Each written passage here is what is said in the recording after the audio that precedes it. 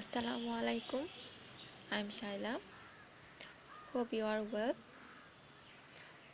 I'm going to take your management of multinational corporation class. In our last class, we have discussed about socio-cultural factors that impact on multinational companies. We have discussed in details about cultural factors that impact on multinational companies. Today, we will discuss about rest of the factors which impact on multinational companies. First one, language.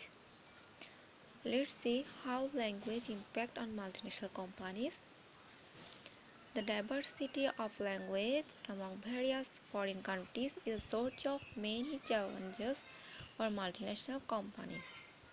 Although there is a tendency of accepting the English language as a universal business language, the companies are aware that it also provokes resistance by locals in many of countries where they operate. অর্থাৎ এখানে ল্যাঙ্গুয়েজটা কীভাবে একটা multinational কোম্পানিকে impact করে সেটা দেখানো হচ্ছে।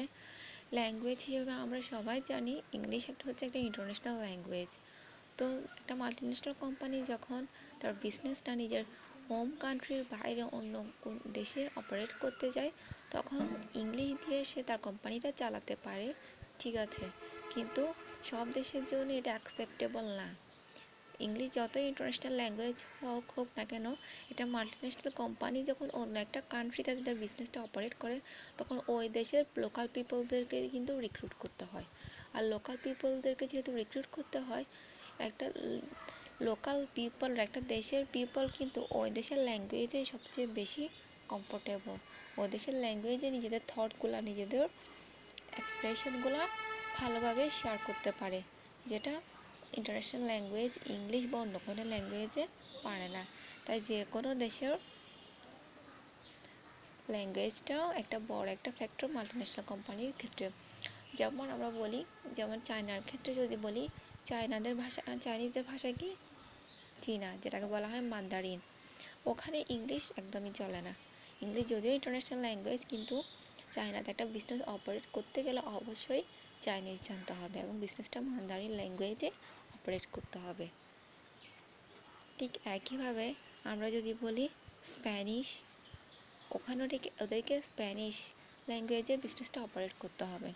ওখানে মাল্টিন্যাশনাল কোম্পানি আছে, ঠিক আছে, কিন্তু ওগুলো লোকাল পিপলদেরকে দিয়ে চালাবে এবং লোকাল পিপলরা স্প্যানিশ ল্যাঙ্গুয়েজে তাদের বিজনেসটা অপারেট করবে। তাই মাল্টিন্যাশনাল কোম্পানিকে সব বিজনেস ল্যাঙ্গুয়েজ সম্পর্কে ধারণা থাকতে হয়। এ কারণে ল্যাঙ্গুয়েজটা একটা বড় ইম্প্যাক্ট। এখানে একটা ট্যাবল দেওয়া হয়েছে। এই ট্যাবলে দেওয়া আছে ওয়ার্ল্ডের মেন ল্যাঙ্গুয়েজ কোনগুলো এবং কী পরিমাণ পিপল ওই ল্যাঙ্গুয়েজে কথা বলে এবং কয়টা দেশের পিপল ওই ল্যাঙ্গুয়েজে কথা বলে।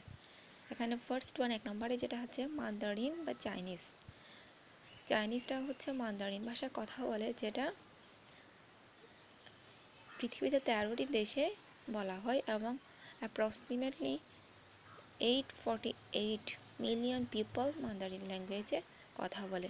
ইংলিশটা আছে থার্ডে। তা আমরা দেখছি যে first one Mandarin, second one Spanish, third one English.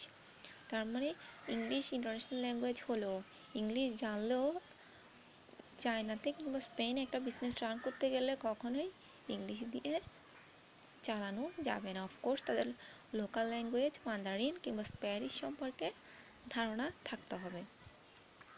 এটা হচ্ছে ল্যাঙ্গুয়েজের ইম্প্যাক্ট। একটা মাল্টিন্যাশনাল কোম্পানি রান করতে গেলে ল্যাঙ্গুয়েজের ইম্প্যাক্ট। আমরা নেক্সট ওয়ানে যাও রিলিজিয়নের ইম্প্যাক্ট কি একটু দেখি। Religion is considered as a socially shared set of beliefs, ideas, and actions that relate to a reality that cannot be verified empirically yet affects the course of natural and human events, a way of life woven around people's ultimate concerns. The largest religion grouping in the world are Christianity and Islam. Christianity numbers about 2.1 billion followers, or approximately 33% of the world population, On the other hand, Islam is considered the world's second most practiced religion with 1.3 billion followers, or about 21% of the world's population. In many countries of the world, religion plays a significant role in people's life. Religion even determines the way people think of work. Consequently, religion considerably affects on business activity and corporate culture. Many companies adapt their working process according to a predominant religion of a given country in terms of the holidays, working hours, food habits, a way of dressing, etc. অর্থাৎ এখানে বলা হচ্ছে রিলিজিয়নটা কীভাবে একটা multinational কোম্পানিকে impact করে।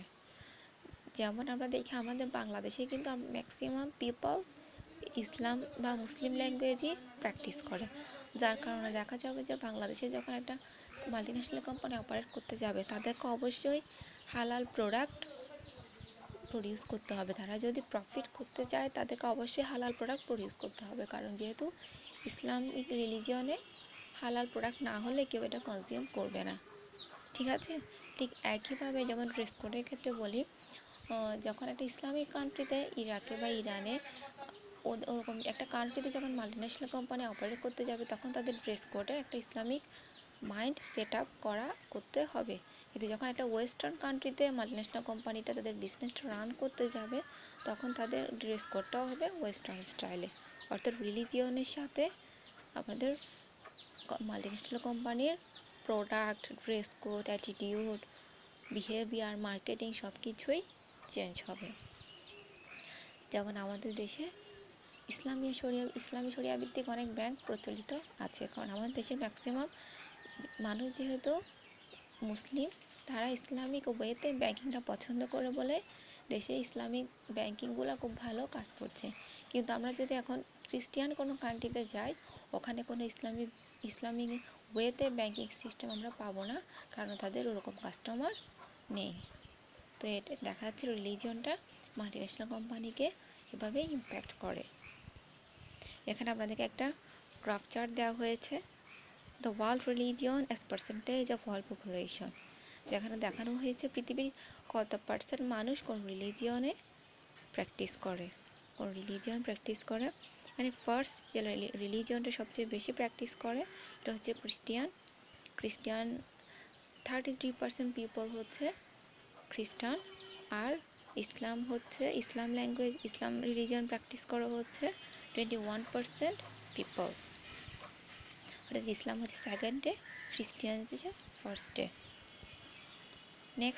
Next topic যেটা level of education কীভাবে আমাদের মাল্টিন্যাশনাল কোম্পানিকে ইম্প্যাক্ট করে একটু দেখে নিই। Education significantly affects the lifestyle of a population of any country in the world, the way of their thinking, their attitude toward art, etc. The level of education varies among countries. However, many countries, the level of education has a tendency to increase.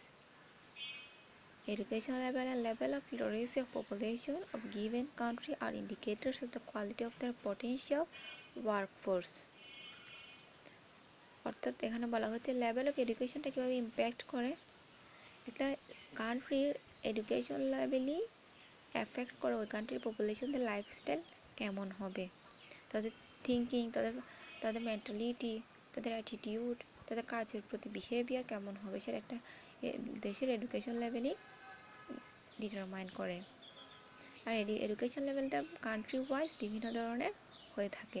কিছু দেশের education system খুব technological based, কিছু দেশের education system হচ্ছে theoretical based. As for example আমরা যদি জার্মানির কথা ভাবি, ওদের এডুকেশন লেভেলটা হচ্ছে একদম রিসার্চ বেসড, ওদের সব কিছু হচ্ছে ওরা রিসার্চের উপর বেস করে। তাই দেখবেন রিসার্চ বা সায়েন্স ব্যাকগ্রাউন্ড যারা আছেন তারা ওই দেশে গিয়ে খুব ভালো করতে পারে, কারণ ওদের দেশে এগুলোরই ডিমান্ড বেশি, ওরা একটা রিসার্চ বেসড কান্ট্রি। কিন্তু অপরপক্ষে আমরা যদি ফ্রান্সের কথা বলি, ফ্রান্স হচ্ছে লিটারেরি টাইপ, ওরা হচ্ছে সাহিত্যিক এডুকেশনকে বেশি প্রাধান্য দেয়। যারা আর্টসের স্টুডেন্ট তারা ফ্রান্সে গিয়ে খুব ভালো করতে পারে, কারণ ফ্রান্স প্রায়োরিটি দেয় আর্টস বা লিটারেচার টাইপ স্টুডেন্টদের। ওদের এইসব লিটারেচারের প্র্যাকটিসই বেশি সাহিত্য সম্বন্ধেও প্রায়শ হতে সব প্রাচীন যুগের সাহিত্যিক স্থাপত্য এবং তারা এই সাহিত্যকে বেশি প্রাধান্য দিয়ে থাকে। তো যার কারণে তাদের এডুকেশন লেভেলটাও ওরকম। তো একটা দেশের এনভায়রনমেন্ট, একটা দেশের এডুকেশন লেভেল ওই দেশের লাইফস্টাইলকে, থিঙ্কিং, অ্যাটিটিউড এগুলোকে অনেক বেশি ইম্প্যাক্ট করে। আর যেটা একটা ওই দেশে লোকেটেড মাল্টিন্যাশনাল কোম্পানিগুলোকেও ইম্প্যাক্ট করে। যেমন জার্মানি যেহেতু রিসার্চ বেসড কান্ট্রি, জার্মানিতে যদি এখন একটা সায়েন্টিফিক বা একটা গবেষণাগার, সায়েন্টিফিক ল্যাব বা গবেষণাগার একটা মাল্টিন্যাশনাল কোম্পানি কাজ করে একটা সায়েন্টিফিক বা গবেষণাগার নিয়ে, এখন দেখা যাবে যে ওই কাজটা নিয়ে তারা খুব ভালো করতে পারছে। যেমন একটা মাল্টিন্যাশনাল কোম্পানি চিন্তা করলো যে তারা কিছু ল্যাব প্রোডাক্ট প্রডিউস করবে, যে ল্যাব ইউজ করতে পারবে এরকম কিছু প্রোডাক্ট ওরা প্রডিউস করবে।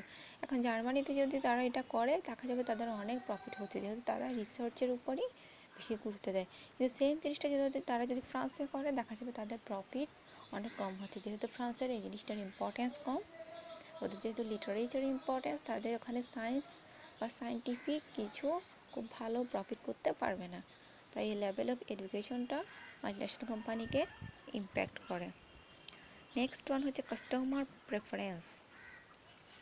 The needs and tastes of consumers in various countries are significantly becoming similar. According to some experts, this social trend is known as global convergence. As a result of the spread of global communication or facilitated travel opportunities, certain social behaviors are getting similar globally. Today, people around the world watch same movies, listen to the same music, play the same video games, and use the same internet website. Consequently, the needs, tastes, and habits become identical on a global level. এখানে বলা হচ্ছে customer প্রেফারেন্সটা আসলে মোটামুটি সব দেশেরই এখন same হয়ে যাচ্ছে, একটু ডিফারেন্স আছে, কিন্তু আগে যেরকম একটা আকাশ পাতাল ব্যবধান ছিল ওটা চলে গেছে। কারণ হচ্ছে গ্লোবালাইজেশনের কারণে। যেহেতু গ্লোবালাইজেশনের কারণে পুরো পৃথিবীকে একটা গ্লোবাল ভিলেজ হিসেবে চিন্তা করা হয়, তাই মোটামুটি এক দেশের প্রেফারেন্স, টেস্ট, সব কিছুর সাথে অন্য অন্য দেশের প্রেফারেন্স, টেস্ট সব কিছু মিলে যায়। তাই মাল্টিন্যাশনাল কোম্পানিগুলোকে এখন আগের মতো খুব বেশি কষ্ট করতে হয় না প্রত্যেকটা দেশের কাস্টমারদের প্রেফারেন্সের সাথে তাল মিলিয়ে তাদের প্রোডাক্ট প্রডিউস করার জন্য। তারা সেম ক্যাটাগরির সেম টাইপের প্রোডাক্ট অল্প একটু মডিফিকেশন করে মোটামুটি সব দেশের কাস্টমারদেরকে স্যাটিসফাই করতে পারে। তার মানে এটাও মাল্টিন্যাশনাল কোম্পানিকে অনেক বেশি ইম্প্যাক্ট করে।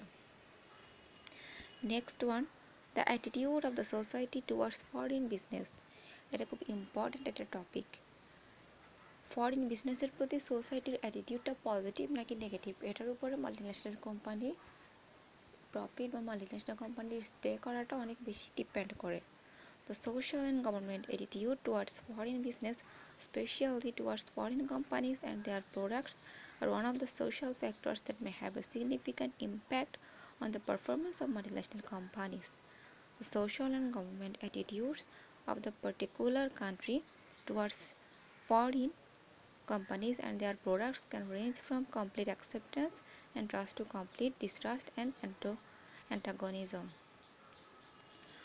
অর্থাৎ আমরা একটা দেশের ফরেন বিজনেসের প্রতি ইন্টারেস্টটা কেমন, ওই দেশের গভর্নমেন্ট একটা ফরেন বিজনেসকে কীরকম ফেসিলিটি দিচ্ছে তাদের দেশে ওই বিজনেসটা রান করার জন্য, কীরকম ট্যাক্স সুবিধা দিচ্ছে বা কীরকম অন্য সুবিধা দিচ্ছে, এটার উপরে মাল্টিন্যাশনাল কোম্পানির ওই দেশে বিজনেস লোকেট করাটা অনেকটা ডিপেন্ড করে। অ্যাজ ফর এক্সাম্পল আমরা যদি চায়নার কথা বলি, চায়নাতে খুবই কম, মানে বলতে গেলে বিদেশি কোনো কোম্পানিই নেই, চায়নাতে বাইরের কোনো কোম্পানি নেই, কারণ তারা ওটা অ্যালাউ করে না। তারা বাইরে কোনো প্রোডাক্ট ইউজ করা বা বাইরে কোনো কোম্পানিকে ওদের দেশে লোকেট করাটা তারা অ্যালাউ করে না, যার কারণে তারা ম্যাক্সিমাম প্রোডাক্ট নিজের দেশে প্রডিউস করে নিজেরা ইউজ করে।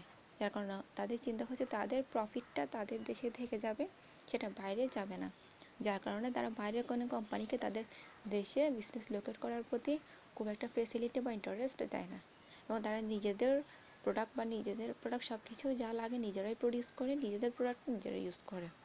যার কারণে একটা মাল্টিন্যাশনাল কোম্পানি যখন চায়নাতে বিজনেস করতে যাবে তখন এই জিনিসগুলো চিন্তা করতে হবে তাকে, যে ওই দেশের গভর্নমেন্ট তাকে সাপোর্ট কতটুকু করবে, ওই দেশে গিয়ে সে কতটুকু প্রফিট করতে পারবে, তার ওই দেশে অ্যাকসেপ্টেন্সটা কেমন হবে, এটার উপরে মাল্টিন্যাশনাল কোম্পানির প্রফিট বা মাল্টিন্যাশনাল কোম্পানির স্টে করাটা একটা দেশে অনেক বেশি ডিপেন্ড করে। মোটামুটি এগুলাই সোশিও কালচারাল ফ্যাক্টরস যেগুলো মাল্টিন্যাশনাল কোম্পানিকে ইম্প্যাক্ট করে। আপনারা এগুলো একটু ভালো করে পড়ে নেবেন। আজকে এ পর্যন্তই। নেক্সট ক্লাসে পরবর্তী টপিক নিয়ে আলোচনা হবে। সবাই ভালো থাকবেন, সুস্থ থাকবেন, stay safe, stay home. Thank you.